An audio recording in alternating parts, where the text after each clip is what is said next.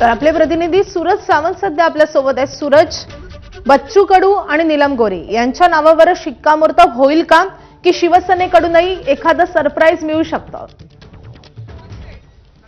नक्कीच आकांक्षा, या दोघांची नावं ही जवळपास निश्चित मांडली जात आहेत. प्रहार संघटनेचे जे पदाधिकारी आहेत, कार्यकर्ते आहेत, हे या ठिकाणी पोहोचलेले आपल्याला पाहायला मिळतोय.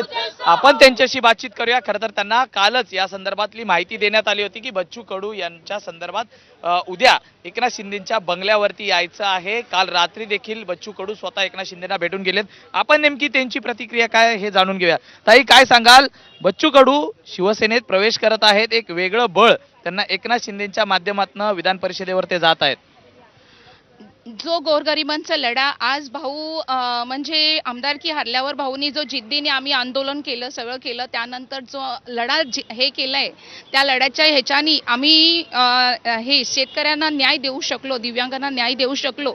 पण जर आमचे भाऊ सत्तेत असतील तर पुरेपूर गोरगरिबांची रक्षा होईल याचा आम्हाला पूर्ण विश्वास आहे. तर आपण पाहिलं तर बच्चू भाऊ हे जर त्या ठिकाणी आमदारकीत असतील तर नक्कीच आम्हाला न्याय मिळू शकतो. साहेब, काय सांगाल? बच्चू कडू पुन्हा एकदा विधान परिषदेवरती शिवसेनेचा भगवा घेऊन खांद्यावर घेऊन जात आहेत. आनंद आहे आम्हाला. मी मगाशीच बोललो की आम्हाला नक्कीच आनंद आहे. आमच्या दिव्यांगांचे, खास करून ग्रामीण भागातील दिव्यांगांचे, शेतकऱ्यांचे जो प्रश्न मिटते, काही प्रमाणात जरी संपत असतील तर नक्कीच आम्हाला आनंद आहे. काय सूचना आपल्याला मिळालेल्या आहेत? बच्चू भाऊ कधीपर्यंत येत आहेत? बच्चू भाऊनी आम्हाला 10ची वेळ दिलेली आहे आणि पोचतील आता थोड्या वेळात.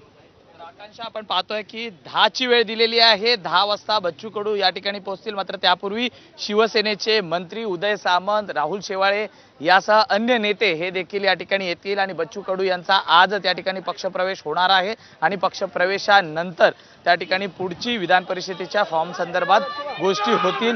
या ठिकाणी बच्चू कडू आलेले आहेत. आपण पाहतोय की बच्चू कडू हे या ठिकाणी पोहोचलेले आहेत आणि बच्चू कडू यांचं मत काय आहे ते आपण शिवसेनेचा धनुष्यबाण शेतकरी, मजूर, दिव्यांगासाठी हाती घेणार आहोत. काल परवा ज्या चर्चा झालेल्या आहे